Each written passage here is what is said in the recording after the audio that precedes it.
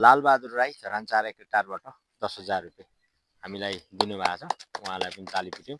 र अर्को एउटा हुनुहुन्छ चन्द्रिका कुलुङ राई धरान 5 देवी गाउँ, हाल चाहिँ क्यानाडा हुनुहुन्छ, उहाँ 50,500 रुपियाँ उहाँले पठाइदिनु भएको र धन्यवाद। ताली पिट्यौँ त फेरि पनि धन्यवाद। ल नमस्कार।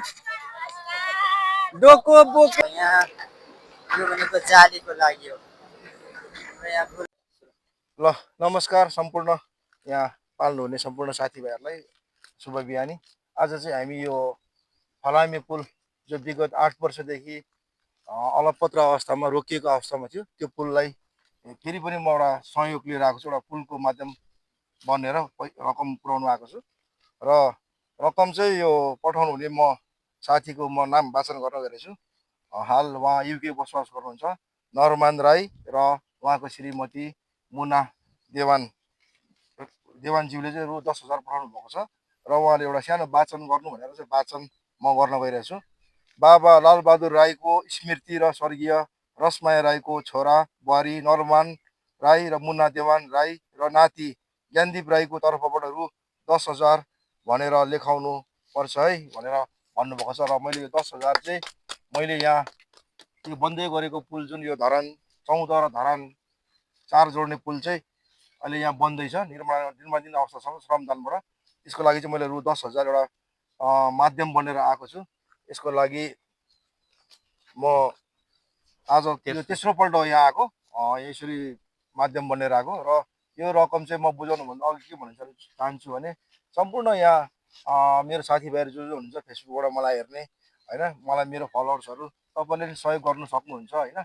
तपाईँको इच्छा अनुसार रु 10 देखि माथि जति पनि सहयोग गर्नु इच्छा हुनुहुन्छ भने तपाईँले सहयोग गर्न सक्नुहुन्छ। किनभने यो पुल अहिले हाम्रो अहिले धमाधम बन्दैछ र यहाँ चाहिँ एकदम रकमको एकदमै आर्थिकको एकदमै आवश्यकता पऱ्यो भने तपाईँले सहयोग गर्न सक्नुहुन्छ। किनभने अब यहाँ चाँडैभन्दा चाँडै अब फेरि अब बर्खा लाग्छ होइन, भेल आउँछ, त्योभन्दा अगाडि नै यो चाहिँ समापन गर्ने हिसाबले चाहिँ सम्पूर्ण मेरो साथीभाइहरू, मेरो फलोवर्सहरू सम्पूर्णलाई तपाईँहरूले नि सहयोग गर्न इच्छुक हुनुहुन्छ भने सहयोग गर्न सक्नुहुन्छ। र म आज यो रु 10,000 चाहिँ म हाम्रो धरान 4 का पूर्व वडा अध्यक्ष धर्मबहादुर राई सर र हाम्रो यो निर्माण समितिको अध्यक्ष कान्छाराम राई युको रोबरमा र यहाँ हाम्रो भाइको नाम के अरे युरिन सचिव, यो निर्माण समिति सचिवको भाइमा रु 10,000 म यहाँ रकम बुझाउँदैछु। र यो पैसा चाहिँ म यहाँ नरमान राई र नरमान फेरि पनि धन्यवाद नरमान राई र उहाँको श्रीमती बहिनी मुना देवान र छोरा भतिजीलाई पनि धन्यवाद। र तपाईँहरूको रकम चाहिँ मैले यहाँ बुझाइदिइसकेको छु। धन्यवाद। धन्यवाद छ दिप सरलाई। दिप सर आइसकेपछि के न के लिएर आउनुहुन्छ प्रायः गरेर। त्यसो हुनाले गर्दाखेरि मलाई खुसी पनि लाग्छ। दिप सरले अत्यन्तै खुसी पनि गर्नु के अरे खुसी लिएर आइदिनुहुन्छ। आजसँग 3 चोटि आउनुभयो र उहाँले अपिल पनि गरिरहनु भएको छ, के अरे आर्थिक सहयोगको अपिल गरिदिनु भएको छ। त्यसको लागि हाम्रो पनि अपिल चाहिँ छ, रु 10 देखि जति सक्नुहुन्छ त्यति गरिदिनु होला। र अहिले बिहान र हिजो बेलुका गरेर मलाई प्राप्त भएको रकम म उच्चारण गर्न चाहन्छु। र मैले हिजो पनि सानो स्वर्गीय नानी कान्छी छोरीको नाममा प्रणिता उछङ राईको नाममा चाहिँ उहाँले अब यो 50,500 रुपियाँ पठाउनु भएको छ। त्यसको लागि धेरै धेरै धन्यवाद। र यो पुल निर्माणमा आर्थिकको अभाव नै छ भन्नुपर्छ, तर पनि सबैतिरबाट आर्थिक सहयोगहरू आइराखेको छ। र मलाई फलो गर्नुहुने, मेरो भिडियो हेर्नुहुने, मेरो फेसबुक सञ्जालबाट यहाँहरूले पाउनुहुने सम्पूर्णलाई अहिले 11,111 चाहिँ हाम्रो रामकुमार पाचुङमाङ सरले चाहिँ हामीलाई पठाउनु भएको छ। मेरो खातामा हिजै आएको छ, मैले निकालेको छैन, कसले पठायो भने थाहा छैन। बेलबारी 2बाट रहेछ। भोलि हामी पैसा झिकेपछि त्यो पनि उहाँलाई गर्नेछौँ। र यति भन्दै आजको शुभ बिहानी हामी सपोर्ट लाउन आज सक्छौँ होला। र जेसिबी तल्लोपट्टि यो पिलरलाई बचाउनको लागि हामीले चाहिँ जग खन्न सुरु गरेका छौँ। के अरे जेसिबी पनि आइसकेको अवस्था छ। यहाँलाई धन्यवाद। Thank you very much. ल गुड मर्निङ फेरि पनि सम्पूर्णलाई। आज पनि हामीहरू यो धरान 4, 13 अनि 14लाई जोड्ने यो फलामे पुलमा लगातार कन्टिन्यू खटिरहेका छौँ। आज यहाँ खोलामा जिसिबी पनि आइसकेको छ है त। जिसिबीले आफ्नो काम गर्दैछ भने हामीहरू यतापट्टि आफ्नो काम, हाम्रो यहाँ मिस्त्री साहबले यहाँ धमाधम वेल्डिङ गर्दै हुनुहुन्छ।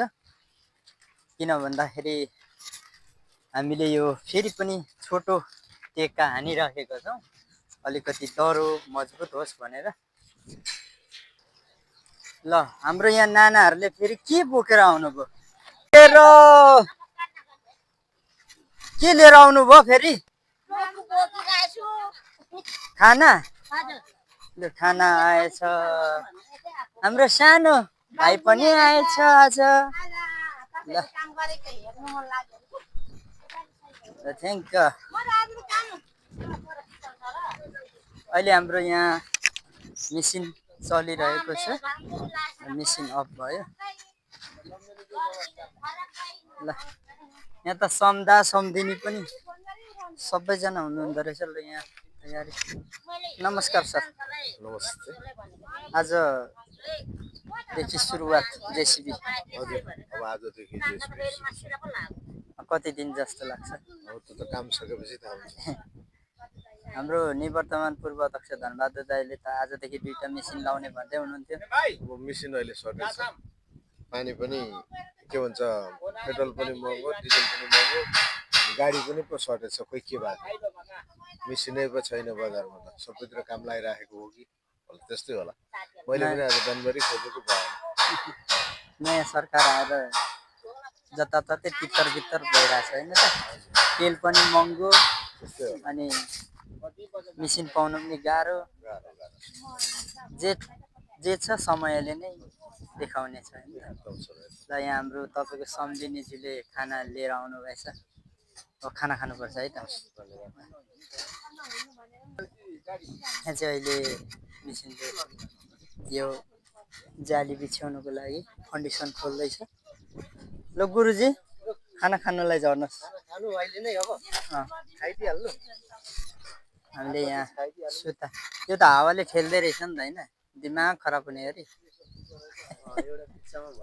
ठिक छ, आजबाट हाम्रो जेसिबीको काम यहाँ यो जाली बिछ्याउनुको लागि कन्डिसन तयारी गर्दैछ भने भोलिबाट चाहिँ यहाँदेखि माथि यो पेट्रोल पम्प निस्किने अनि धर्मकाटा नजिकै निस्किने यो बाटो पनि खोलिँदैछ। र यो पुल अहिले बनिरहेको छ, किन भन्दाखेरि यो पुल पहिल्यै बन्नुपर्ने हो र यहाँका स्थानीयहरूले सेवा उपभोग लिनुपर्ने हो। तर अलिकति लथालिङ्ग भए जस्तो भएको थियो। तर पछिल्लो समयमा जसले चाहिँ गर्छु भनेर एउटा अठोट बाचा लिएर आउनुभयो, कान्छा राई, निवर्तमान पूर्व अध्यक्ष धनबहादुर राईले अहिले यहाँ मिस्त्री लगाएर आर्थिक आह्वान गरेर अनि रडदेखि लिएर ठुलो बिम फलामहरू लिएर उहाँहरूले यो काम सुरु गर्नुभयो। र अहिलेसम्म हेर्दाखेरि यो पुलले यत्तिकोसम्म पूर्णता पाइरहेको छ। र यो पुलको काम चलिरहँदाखेरि अब आउने आइतबारदेखि चाहिँ यहाँ चाहिँ जाली बिछ्याउने श्रमबाट काम हुनेछ भन्ने एउटा अध्यक्षजीले खबर दिइसक्नु भएको छ भने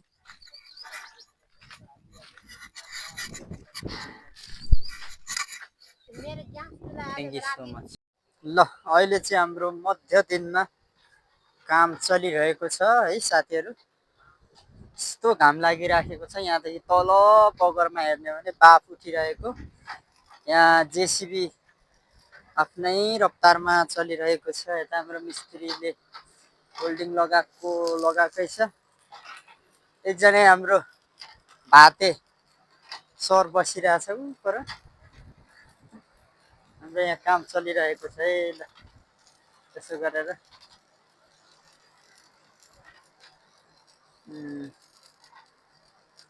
कड़ा धूप में काम चल रहा है हमारा।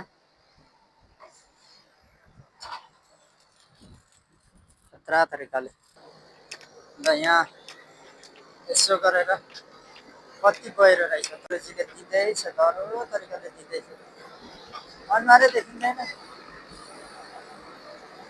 यस्तो तरिकाले। हो के हो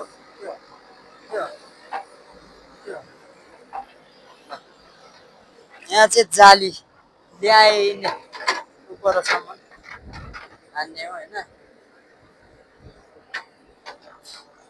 यसो गरेर कन्डिसन तयारी हुँदैछ हेर्नुहोस् काम चलिरहेको यहाँहरूलाई अवगत गराउन चाहन्छु पहिला यस्तो खालको पिलर थियो अहिले यस्तो भएको छ एकजना यहाँ सर बसिरहेको छ के मागे खर काम जोक्छ रे